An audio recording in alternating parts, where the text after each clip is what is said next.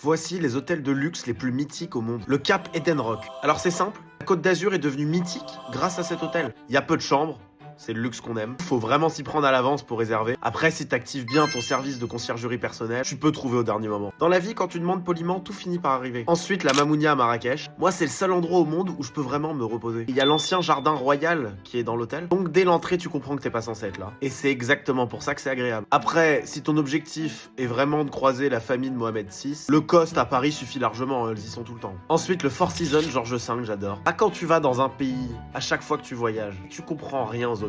Tu prends un Four Seasons, tu sais que tu seras pas déçu. En plus, ce qui est fou, c'est qu'à l'origine, Four Seasons, c'était un motor hôtel à Toronto. Preuve que tout le monde peut se refaire une image. Techniquement, Flunch peut encore devenir un gastro. Alors, le Mandarin oriental de Londres, la plus belle façade hôtelière. Faut aller à Londres juste pour cet hôtel. Le reste, c'est du bonus dans cette ville. Alors, il y a aussi le Mandarin à Paris qui est cool. Surtout qu'en fait, dedans, il y a 39 suites, toutes différentes. Donc, c'est hyper pratique quand tu viens avec des amis, il y a de la place. Alors, anecdote, un soir, je suis allé en after dans un penthouse du Mandarin de Paris. Il y avait des sushis au foie gras.